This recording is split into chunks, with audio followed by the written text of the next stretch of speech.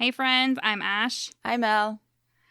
We're Vie Cosplay. And this is Shit Cosplayers Say, and we went to our first in-person event since February of 2020 over the weekend. Yeah, it was weird. Yeah, that was bizarre. It was so weird. Because we legit haven't been anywhere since C2E2 2020. Yep. Nowhere.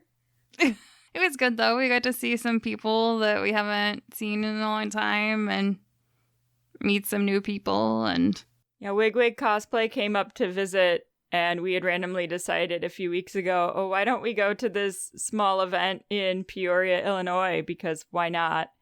So we went to QuadCon in Peoria, and we ended up helping them out with their contest a little bit. And I somehow ended up emceeing, which, if I sound funny, that's because I haven't publicly spoke in way over a year, and my voice is a little dead.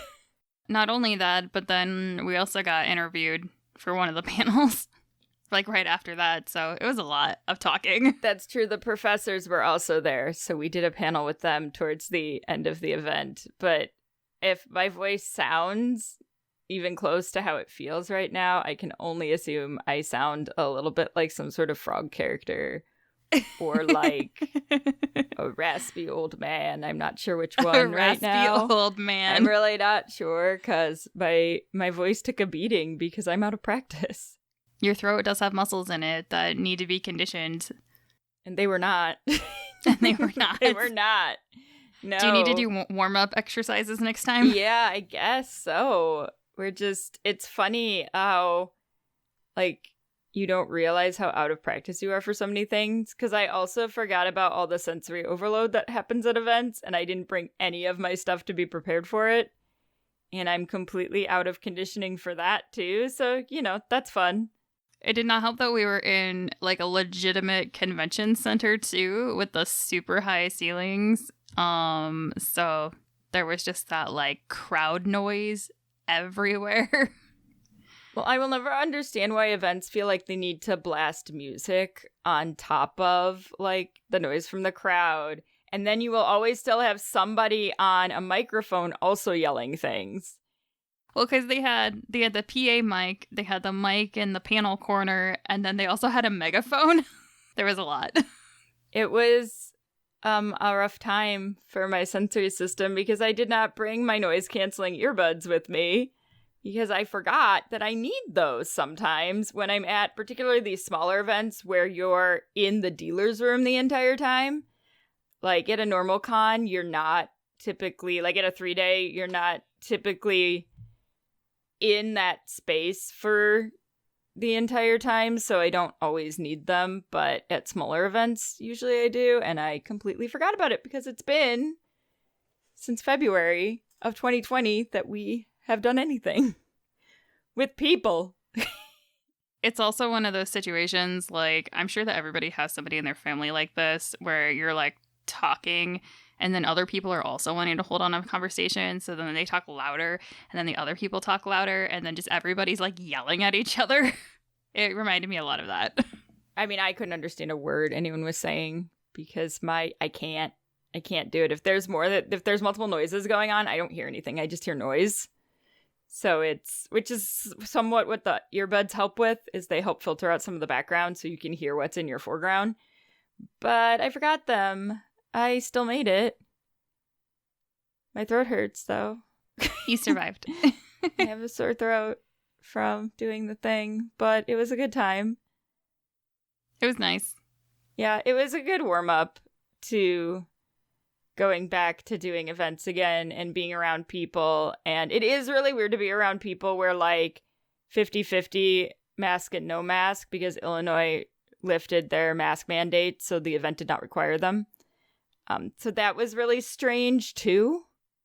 Yeah, because they're going by the CDC stuff that says that if you've been fully vaccinated, you don't have to wear one. So then there's no real way to police that. So a lot of people did wear them, but a lot of people didn't.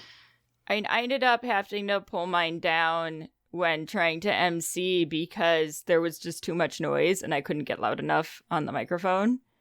But I was also like 4 to 5 feet away from any other human being. So with like really, really, really tall ceilings.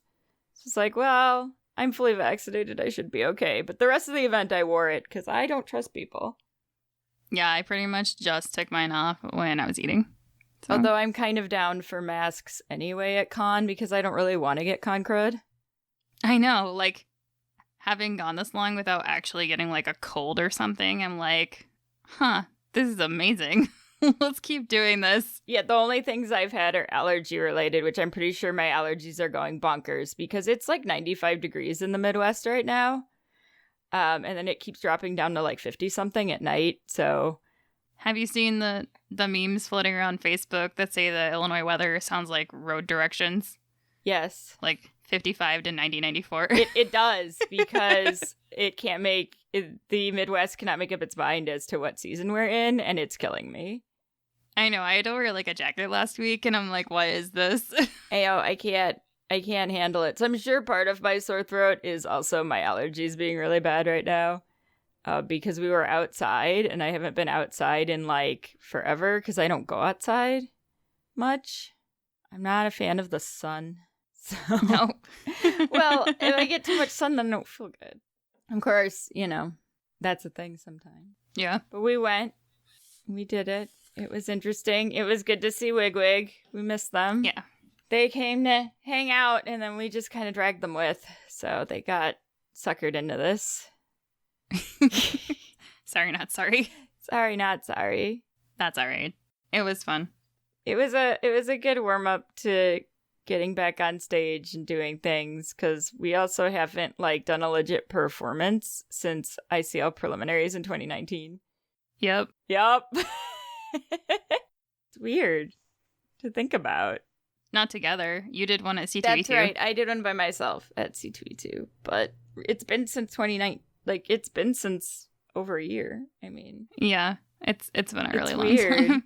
Well, and as of now, which we're recording this in June, which it's going to air in July.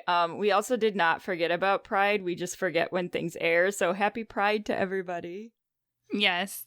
My forgetful ass forgets that our stuff typically airs a month after we record it. I mean, it was designed that way, but yeah, sometimes it's hard to pay attention to that like disconnect of what is time. Well, and I'm pretty sure we had the same problem last year too. We're like, oh yeah, by the way, because we forgot to say it before. Yeah. I think there's only like one episode where I actually paid super close attention to the air date and made a relevant comment, but then I think we had to push the episode back, so it didn't even matter. Well, I was trying really hard to make sure we actually did Pride releasing in June, and I screwed it up still, guys. So I apologize, y'all. But happy belated Pride. It's also kind of a weird Pride because I currently have heard of 0 events in my area. So it's a little strange. I've seen some stuff on Facebook posted, but a lot of the big Pride events got canceled because of COVID. I don't think ours is happening. Yeah, a lot of the really big events got canceled back in like February, March. Because even though the vaccine was rolling out, they just didn't want to take any risks with it. I have seen some smaller Pride type events floating around Facebook. None of the normal, like, really big stuff, though. No, so it's a little, because they make a big deal out of it, oddly enough, in my area, as small as it is, in downtown. But I don't think it's happening this year. Yeah, might have to push first Pride event to, like, next year or something. Because I had friends who wanted to go, but there isn't one to go to, so... Maybe next year. Maybe next year we'll actually have something to talk about during Pride Month. We'll just have to, like, plan ahead. Right? What is planning ahead? There's no planning ahead. We don't know how to do that. This is fine.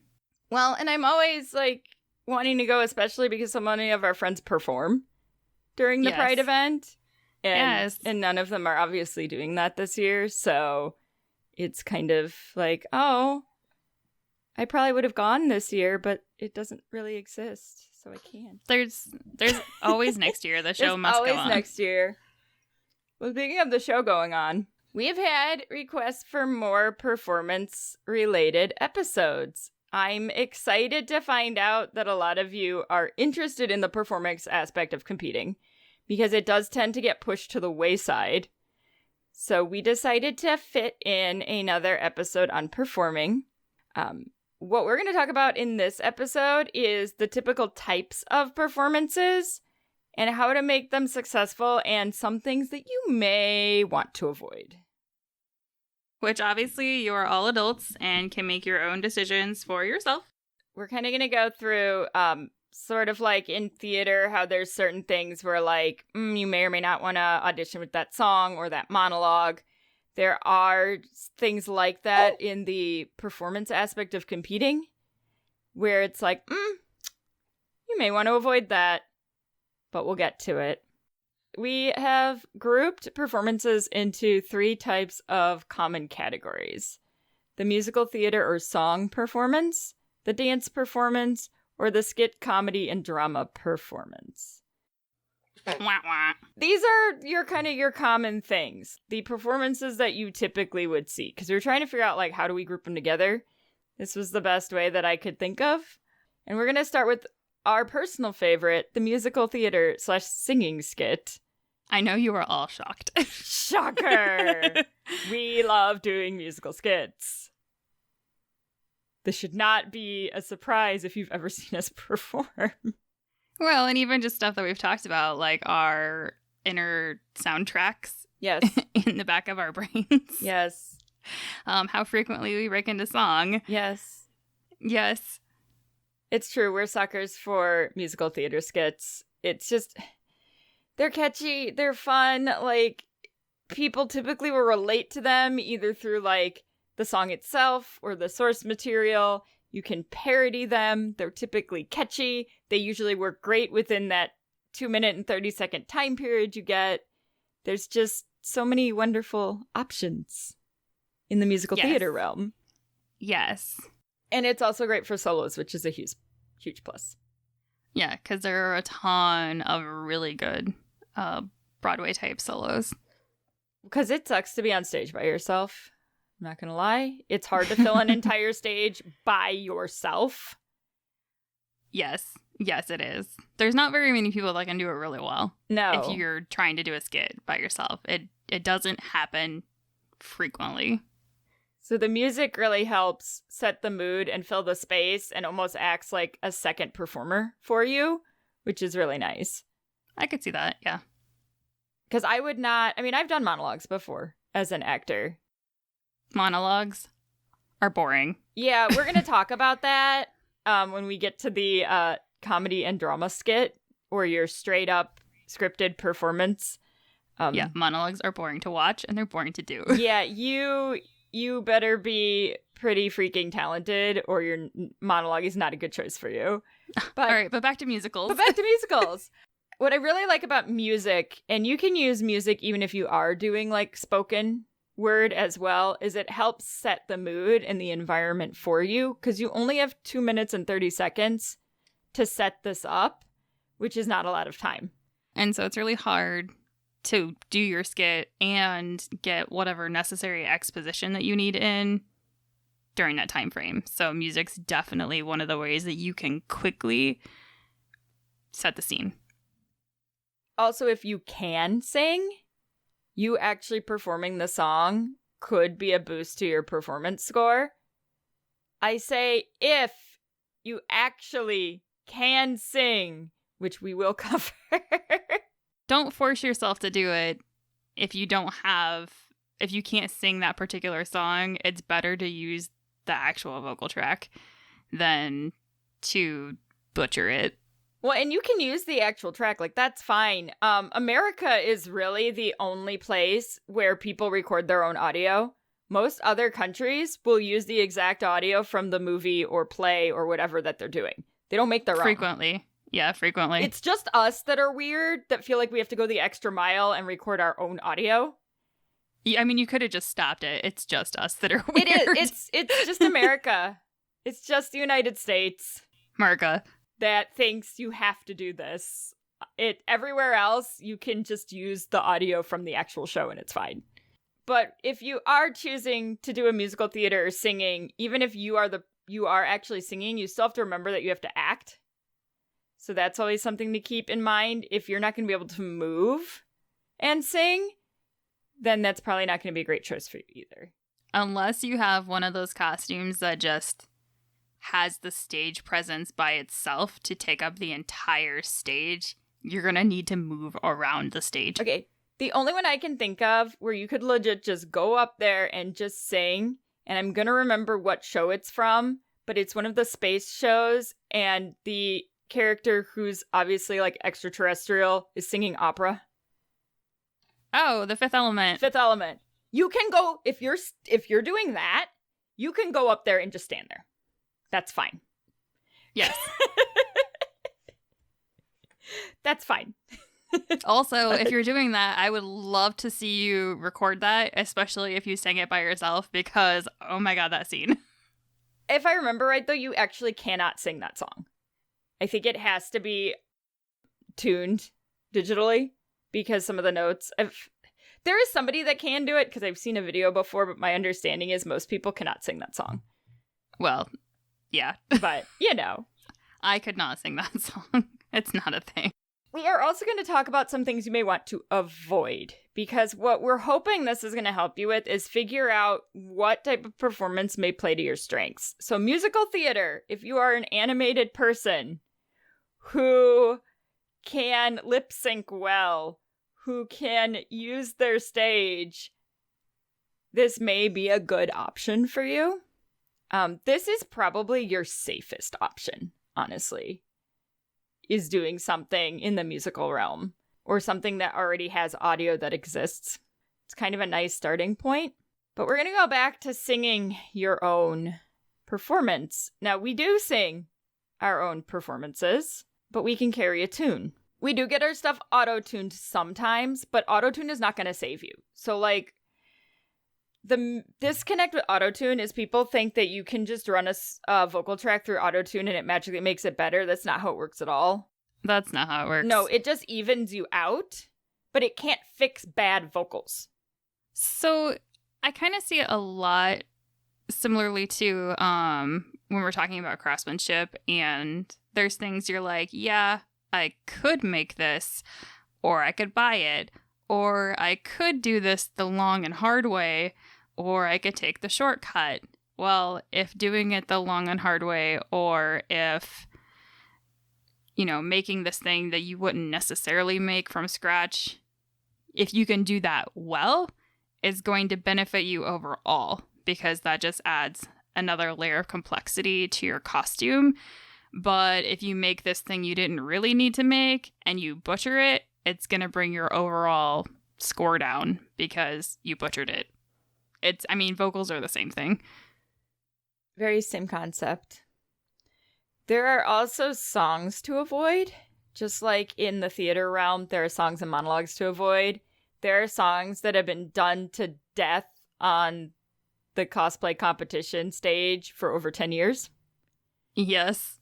Including I'll Make a Man Out of You from Mulan. Please stop. Don't get me wrong. I love that song. But every single time I think of this song in relationship to masquerades, it goes to that one ASIN we went to where there were two of them less than 5 minutes apart in the lineup. And I was like, what? There was one that was the literal translation and there was one that was a parody, but it was still the same song. Well, and Popular from Wicked is another one. Anything You Can Do, I Can Do Better from Then You Get Your Gun, right? Anything You Can Do, I Can Do Better. Greatest Showman has had a run for a while, but it's typically only 2 songs. To be fair, that's a really good musical. I know, it's a wonderful musical. Yeah. But we did see someone do the title song with like color guard flags, and that was awesome. That was really cool. That's the only time I've seen I think that's the only time I've actually seen color guard. Yes, I don't think I've seen color guard on stage before, but that was pretty sweet. Yeah, it was really good. And yes, the road to freaking El Dorado. Why? Like, every year, at least one of the international competitions has a Road to El Dorado skit in it, and it's the same skit every time. Yeah, because it's the scene where they, like, become the gods. Yes. Every time. Every time. Like, yeah, and we've been to multiple masquerades where someone has done that skit, too. One of the last masquerades that we performed in, somebody did that, and I'm just like, oh, look, it's this, like, you see the costumes and you know exactly what's going to happen. Exactly. It's just like, okay. You're like, yeah, it's great, but I'm bored with it. Yep, like, do something else. We've been there. We've done this. Do you guys have anything else you could do? Well, and then the other one is Let It Go with Elsa. Yeah. Yeah. And doing the dress change. Well, that's because costume change, quick changes have become a super popular gimmick in the past. But when you've already seen the exact same dress change 500 times, it's not as exciting anymore. It's really not. Like, I want to say the ECG one that they did, I think it was European Cosplay Gathering, where they started with Love is an Open Door. Yeah, they did a medley. That was kind of cute. And they did a medley, and then they switched to Let It Go. Like, I loved that. But then, you know, for a while there, it was almost every masquerade we went to. There was an Elsa singing Let It Go. Or it was both sisters singing the reprise. Yes. I can't even remember. Was it Do you want to build a snowman? Yes. Yeah, we've been to a few masquerades where there's been Anna and Elsa doing that song as well. No more Frozen for a while, friends. Let's take a break. You can sing the new songs. Yeah, the new Frozen songs. I really want somebody to get on stage and do Lost in the Woods because it's like an 80s love ballad. Right? And that would be amazing. Speaking of singing deep-hearted love ballads, we need to also talk about one of our least favorite things ever, and that is stage karaoke. So, like, when we were talking about earlier about how you have to act on stage and you have to move, don't just get up there and sing. Like, unless your character, like, literally does that, even then, that's really boring just to watch. Stage karaoke has been a thing since we started, and it's every con will have it, but someone will come up on stage, the opening or ending song of a specific anime that matches their costume is going to start playing, and they're going to poorly lip sync as they stand in the middle of the stage for their 2.5 minutes, doing the opening or ending song of the anime that they're dressed as. Yeah, a lot of times. I mean, that's been a thing since, like, 2000. Forever. Yeah, that's been a thing since forever. Move! Work it! Like, okay, perfect example, and I've seen this done several times. Stage karaoke with Jessica Rabbit. Oh, yeah, that happens all the time. That's a great, like, fun song to do in that particular costume. But not if you're standing in one place with a microphone. Like, work the stage. Get it. I mean, she doesn't stand in one place in the movie. You still have to act. You really still have to act if you're not physically singing on stage, and most conventions are not going to let you, and most people are not going to be vocally trained enough to do so. Well, and if you are one of those people, still move. Yeah. Still act on stage. Emote your emotions with your face. Even if one hand is tied to the microphone, you can still walk around, use your body language and your other arm. Like, you are not stuck concrete in this one spot. Even if you are tethered to a mic that has a cord on it, you have a little bit of a range of motion, and you can at least move your body around. These had been so popular at one point in time that they are why you'll see a lot of conventions now have karaoke contests. Yes. Because they don't want this during their performance contest. Well, they'll have karaoke contests, and a lot of them now have lip sync contests. Sometimes they're combined. But they're trying to separate that because that's not the type of performance they're actually looking for their overall contest. Well, and then throwing it back to, like, Frozen and Road of El Dorado, you also want to take into consideration for any of these if you're pulling directly from your source material. Because somebody else may show up with the exact same thing. I've seen it happen with Hunchback of Notre Dame, with Hellfire. Which is a great song. The Road to El Dorado, Frozen, Mulan. Colossal Con one year was the Greatest Showman show. Yes. But the But thing they all about did that different though, songs. there were like 3 or 4 of them, and they all did different songs. I was so impressed. Yeah, but it was the Greatest Showman show, which was really entertaining. But you do have to consider that there's a higher probability that if you show up with something like that someone else may also show up with it. So that's something you have to take into consideration. Especially if it's popular right now. Yes. Like, the older it gets, like, the more leeway you get with that. But if it's something that just came out or they just did a remake of it, there is a greater chance of somebody else showing up with the same thing. And not all contest directors will tell you if that happens. Oh, yeah. Ahead of time. It's not right. We're saying you can't do these. Just think about what's going to make it special. Yes. Because you do have a higher probability of someone else showing up with the same thing. You know, you'll also every once in a while get the like, oh, well, you copied my friend's performance. Well, not really, because they also did this super common song that we copied directly from the movie. But it's definitely something to consider because obviously you're getting judged against all the contestants anyway, but there's going to be another level of comparing if you and another entry did the same thing. Yeah, like you were dressed in the same costumes and you were doing the exact same skit. There's no way not to compare the two of you to one another directly. So if you feel like your strengths lie in some overacting and music and movement, the musical performance may be for you. It could be, yes. Or maybe you have some training in dance and you want to try to do a dance performance instead. So the thing I will say about dance performances is they take a lot of work.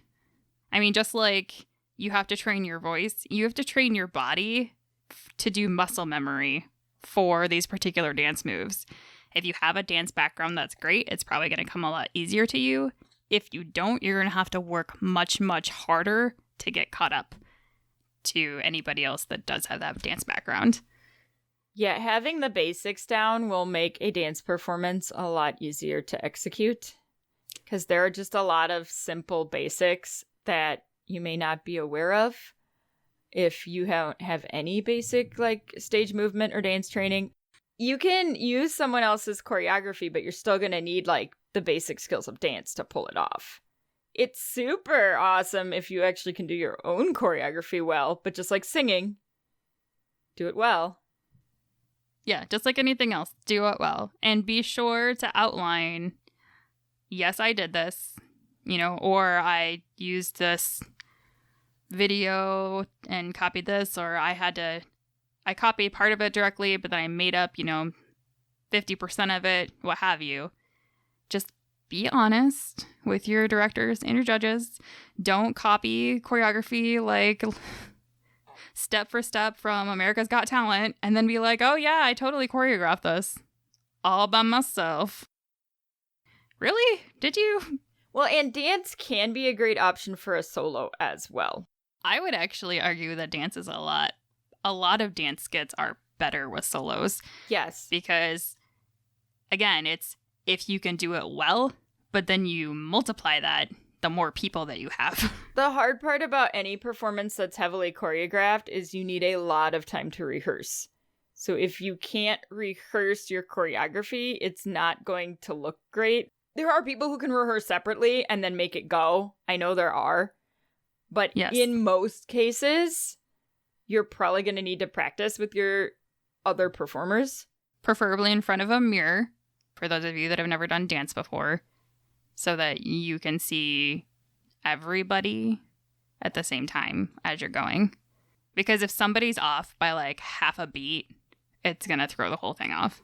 So definitely keep in mind that you're going to need to factor in rehearsing if you are going to do anything that is relatively heavily choreographed, which I think is the main thing that people skip anyway in performances, is they don't rehearse them. I would argue yes. Now, when you've been together as long as we have, we can sometimes get away with that. I mean, not rehearsing heavily. Sometimes we do, but we do a lot of planning around rehearsing where we talk about space and choreography so we can rehearse separately and then we don't have to rehearse as much together. And a lot of people have to do that. I know that there are plenty of teams that live halfway across the country from each other and not just an hour from each other like we do, where they have to plan things out ahead of time, rehearse separately, and then, binge rehearse in the hotel room or what have you, or the hallway on the 3rd floor of the Hyatt. Well, when we rehearsed with Wigwig for our Sailor Villain skit, it was a combination of in-person and recorded videos. So we could see what each other was doing and give feedback on how that was going to work. Which worked well because we had some parts that we had choreographed all together, and then we had other parts that were choreographed separately. So that worked out well in that particular way. Yeah, I purposely designed the choreography for that skit so that it could be practiced mostly without all of us together, since we are 6 hours apart and we knew that wasn't going to be super practical.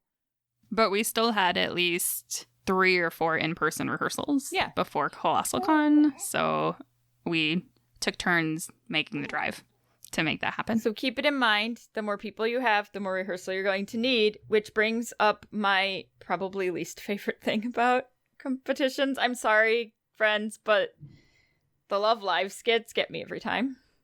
There's so many. And not in a good way. And they're typically not in a good way, unfortunately. I have seen like a whole group once, and it actually was pretty stunning. But most of the time what you're getting is one person who's only doing the choreography for their one girl. So there's a lot of standing still because they didn't combine the choreography together. Yes. And then it just looks really off. Yeah, I would agree with that. I think in all of the skits that I've seen where they've had a large group of people, there was probably one group where everybody was perfectly in sync. And you could tell that they danced together frequently. And I think that they did. I think they were all friends, that they made their own little idol group and decided that this is what they want to do. Well, and this is also why now you have separate dance competitions for K-pop and idol groups, as well as because it's a completely different ballgame. Yes. From what you're expecting in a cosplay competition.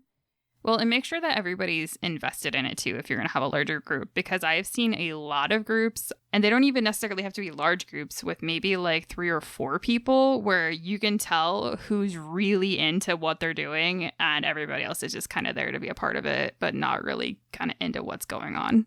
So if you are going to try to solo a Love Live's performance, try combining some of the girls' choreography together so that you'll get this nice cohesive performance. Because I will say one of my favorites was when Jilvion Cosplay did the Train Girl, as we like to call her, Train Girl. We have no idea who the Love Live characters are, so I just call her Train Girl. But it was adorable because she combined choreography from multiple girls to get this full dance performance. Yes, you should not be standing like in place for one moment. If you are going to solo a skit like that, where there's normally 3, 4, 5 groups that are acting separately, always, always, always do the lead's choreography. Don't stick to just your particular character. Like whatever the lead person for that particular section of the song is doing, you do that. That will make your performance so much more interesting to watch for your audience. It's all about putting on a good show. Well, and then there's also a flip side where sometimes you'll get people who show up to do a dance performance that are just in some random anime-esque costume. And the performance doesn't match the character at all because they don't probably even know the character. They just wanted to compete as a dancer. I've seen that happen. I have seen that happen, yes. And that's there's like, as for me as a judge, I feel like there's a really big disconnect with that. It's weird to me, especially if they like really don't know what they're playing and they're doing this like really sexy poppy thing and it doesn't match this character at all. Like it's very off-putting to me as a judge. It may not be for other people. I would say it just kind of depends on what's going on. I've seen some done where the particular person just wanted to perform, so they put a costume on, but they did a super spectacular, really dramatic job, and it was great. And I've seen other ones where they just put on like cute, fun outfits and did a cute, fun little happy type dance. But I mean, I would have never expected that particular character set to get on stage and dance. That, like, technically they did a great job at dancing. I mean, it's not my thing, but it doesn't mean it's not somebody else's. I mean, we've also seen people do it with live singing too that have allowed people to sing. Oh, I'm doing this performance, because technically, you know, especially if you have separate performance tracks where you're only being judged on your particular performance, they're like, I want to do a performance, but to be in the costume contest, I have to wear a costume, so this is what I'm doing. But I do think that brings into another point that there are a lot of professional and semi-professional dance groups that will sometimes show up to especially larger conventions because they want just another stage to perform on. Luckily, some of those places I've seen actually recruit those performers into doing like halftime shows, so they're not directly competing against the rest of the cosplayers all the time. I can think of at least a half a dozen conventions we've been to in the last couple of years where there's been at least a semi-pro dance group that's shown up either for, you know, K-pop or what have you. Well, I think that's why a lot of conventions started the idol competitions Mm-hmm. to give them a more even playing field. So that you're going up against like performances and it's not just all of this. And you don't have these professional dancers going up against other people that aren't dancing. Well, yeah, you've got hobbyists against professionals, and that's where it starts to get a little complicated. And most cons, their performance track isn't big enough to split it by levels either. Typically. Could be competing against a very large variety of ability, which makes it a little bit tough. Especially because I've seen some conventions, their performance tracks are actually based off of your, not your performance level, but your craftsmanship level. They pretty much all are, which is a whole nother topic of discussion that doesn't make any sense whatsoever. That's a story for another day. It is a story for another day because that makes zero sense. But, yes. You know. We are left then with the free-for-all, the scripted performance known as the more traditional skit, either in comedy or drama. So this is going to look like a short play. Typically, there's a script involved. It's written out performance. It might be directly from the source material. It might be something that was written. This is going to be your hardest performance to pull off. Yes. This is going to heavily rely on your acting ability and your writing ability. These do not work for solos unless you are a very specific type of person. Yeah, not particularly well. No, that would be a monologue, which I don't recommend. No. Monologues are typically kind of boring to watch. And they're boring to do. They are very hard to pull off. Typically, your audience is not a traditional theater audience, so they aren't going to get the appreciation of the monologue usually. And unless your performance judges have a theater appreciation for theater or a theater background, they're probably not going to get your performance either. Well, and that's what makes this format hard in general, is it's a very specific style, or can be, especially when it's a drama. And that can be the hardest to convince the judges of if they aren't experienced in performance. Because judges who lack experience in performance tend to rely on audience reaction, and audience is less likely to react to drama than comedy. The silence is the reaction, but the judges may not understand that. Yes, the silence should be the appropriate reaction to a lot of drama situations. But again, if you are relying on, you know, cheers and laughs from the audience, you're not going to get that in a dramatic skit. The other really hard part about written skits is how you can get really lost in the exposition because you are writing it out. You only have so much setup you can do. I mean, you can put usually a little bit in your introduction from the MC. Music, we said earlier, is definitely going to help you out with this for kind of setting the scene, the mood as far as what's going on. If you can swing having set pieces or props, this can help you a little bit more. But remember, you only have like 2.5, 3 minutes to tell a story from beginning to end. That's hard to do and fully explain what's going on to your audience so that they understand. Background music can also be very handy in setting that tone so you don't have to verbally set it. Mm-hmm. But these are hard, and we have done these before. It's much easier to write a parody than it is to write a skit from scratch. Well, and adding to our exposition in one of our skits, like one line changed us from getting a judge's choice at one con to best in show at another. Yeah, because we didn't have enough exposition the first time we did it. Yeah, we added one line of material, and that was all the difference it took. Yes. So these take a lot more workshopping to really make sure that they're working. We do recommend if you're doing like a straight skit that you share it with people. Yes. So that they can tell you whether or not it's making sense. Preferably somebody that doesn't know your source. That's in general. Like, share it with someone who doesn't know your source, because it's going to help. All right, I'm going to explain this to you, or here, read this, or what have you, and have them explain it back to you. And if they can't, then maybe you need to work on it. Well, and like I've said, we've done these before a few times. I do say that we don't get as many ideas for these anymore. The musical skits are just more fun. Yes, that's what I was going to say. I mean, it just is. It's more fun to do a musical skit. We find them more entertaining to do. We do enough spoken word things and like slightly pre-planned improv with emceeing that when we compete, we like to do the musical skit thing instead. Yeah, it's just something different. Well, and honestly, the written skits were all we did for years. So switching over to something different, like musical skits as just, something else to do has been really refreshing by comparison. We really just started those not that long ago in the grand scheme of things. Well, I think really the Sailor Moon skit that we did with Wigwig was the first time we did like an actual musical skit. That was 2017, the first time we did something like that. I mean, we've done them since then because they're super fun. But our competing has also been super slow. So it always seems like, Yeah. we should have done all these other... Oh, wait, no, we haven't. Because COVID and we're slow competers. Because we hit like one con in a year.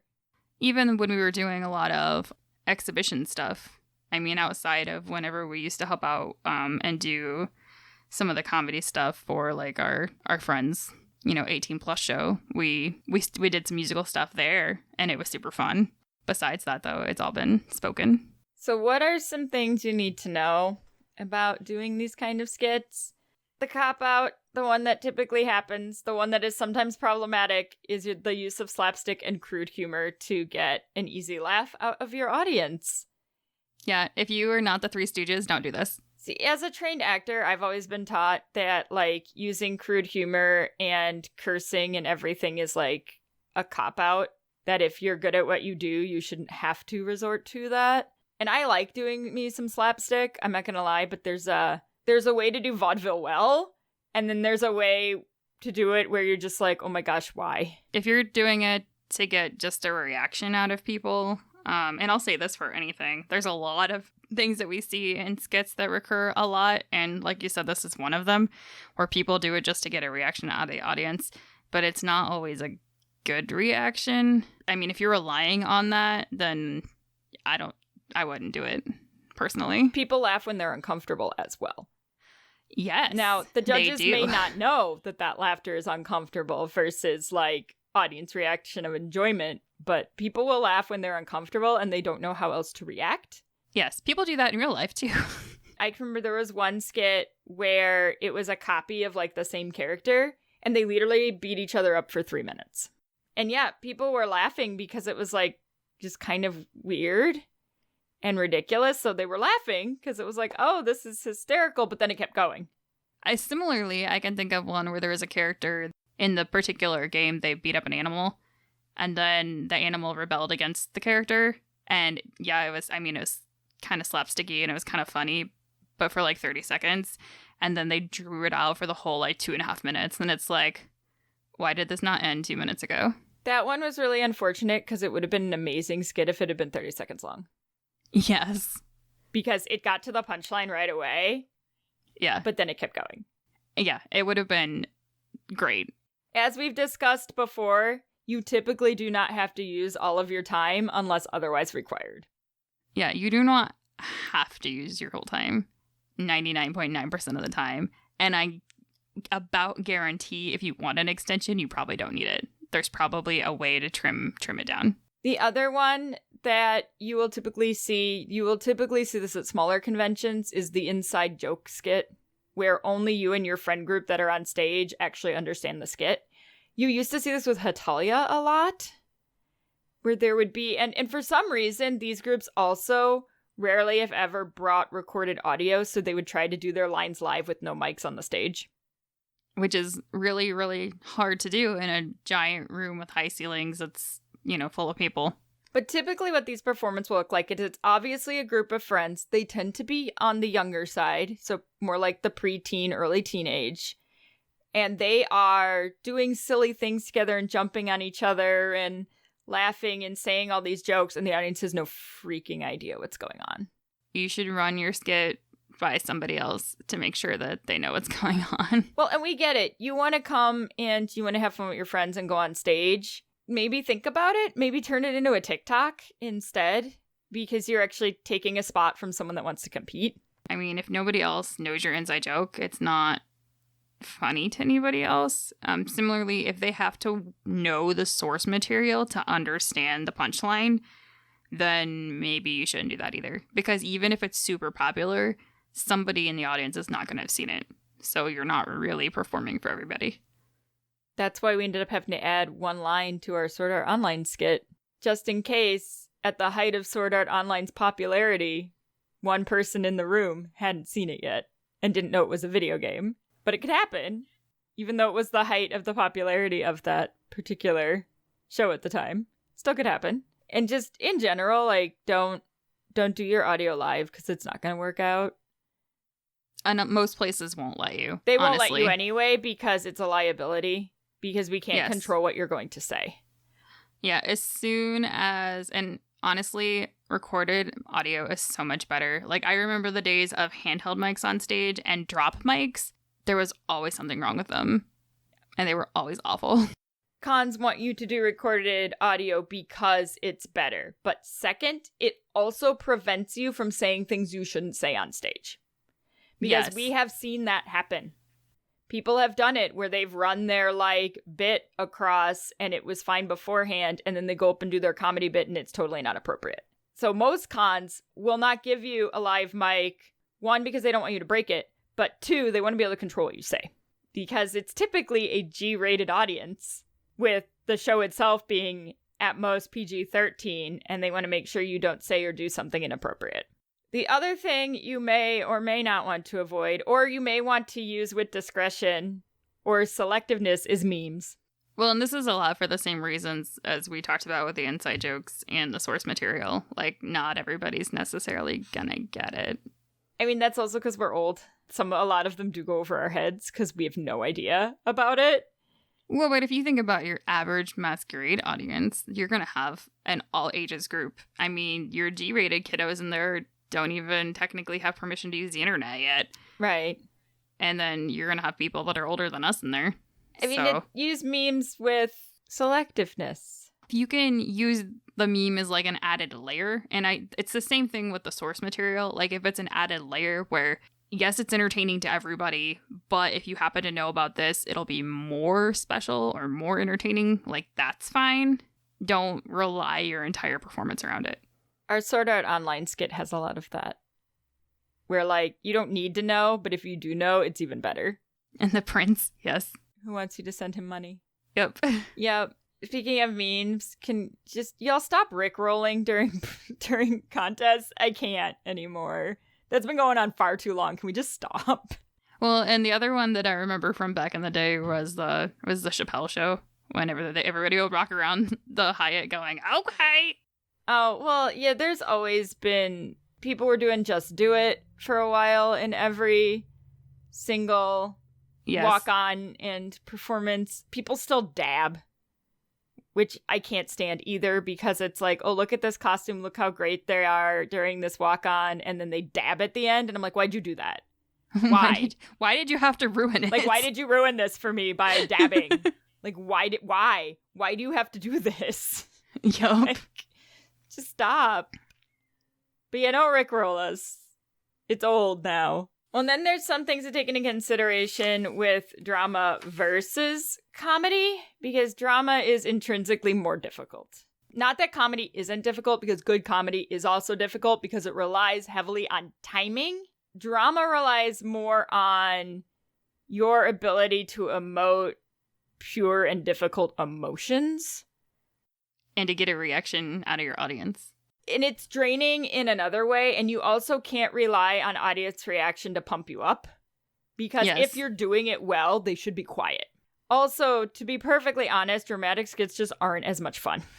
Well, and honestly, I could probably count the number of really, really quality dramatic skits that I've seen over the years on, like, one hand. Yeah, they're not. And even then, they still sometimes don't do well because the judges may not quite understand the quality that they just watched either.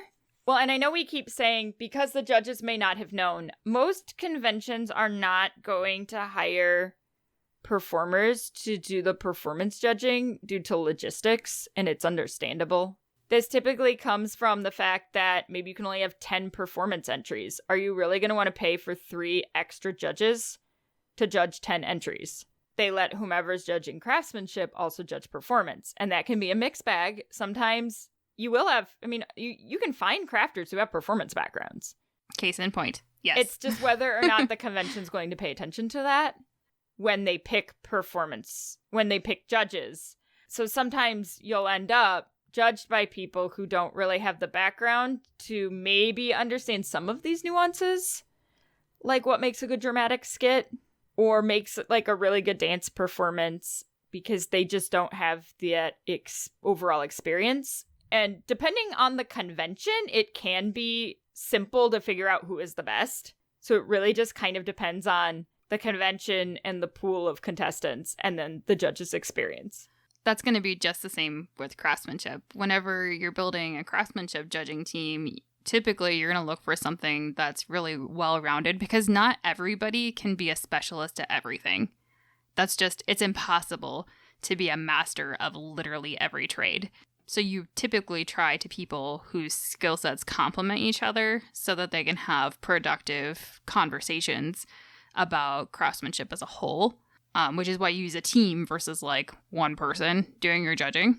And it's going to be the same thing with your performance aspect, is that not everybody is going to have the same skill set or knowledge or appreciation for different types of performances, which ideally you would get that same kind of variety. I've seen a couple of cons do this really well, where they'll bring in qualified performers to do things. Like Elle said, logistically and financially, it's not always possible, especially for something that's such a small part of the actual overall contest.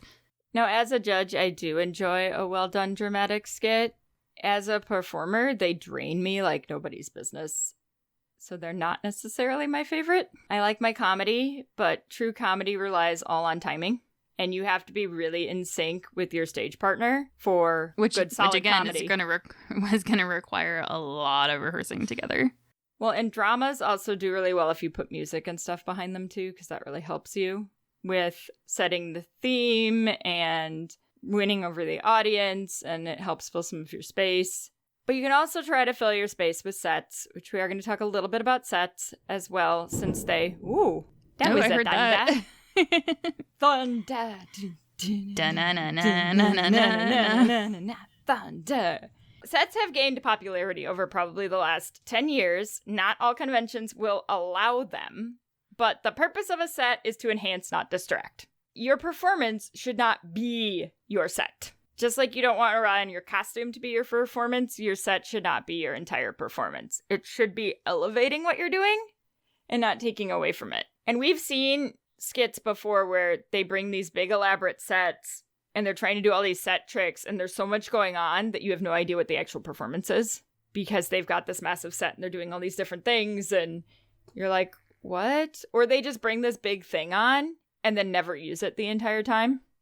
Yeah, it's just kind of there, and you're like, why did you bring this on stage? And you don't need a set. Like, you might feel like you do, but you don't. No, you don't have to have one. We're used to having them, so I typically will have something, but you don't necessarily need to have a set to be able to compete. Most people still do not bring them. You will, however, need them for something like an international contest, but that's a completely different ballgame. And if you're listening to this trying to jot down notes on all these things about performances, I'm guessing you're probably not there. So you will have to plan ahead for how you're going to get your set to the stage. Most conventions are not going to give you stage hands, but they also may not allow you to bring your own, so you need to take that into consideration. Yeah, if it's going to be one of those types of cons, you need to be sure that you can do it yourself. I know we've actually assisted with that at some other cons before, where other people needed help and we're like, here, let us do this for you. But again, a lot of cons won't let you do that either. That was Colossal Con 2019. Yes, it was. We were everybody's set person. Yes, we helped somebody with their set. We helped somebody else with their cape. It was good. We went on stage like 4 or 5 times. It became a joke for like the entire thing. It was. And we got an award from one of the MCs for it. You also want to take in consideration that you need to be able to set that set really fast. A lot of cons don't give you setup time. Some of them will, so you need to check your rules for that to see as far as how much time they're going to give you to set up.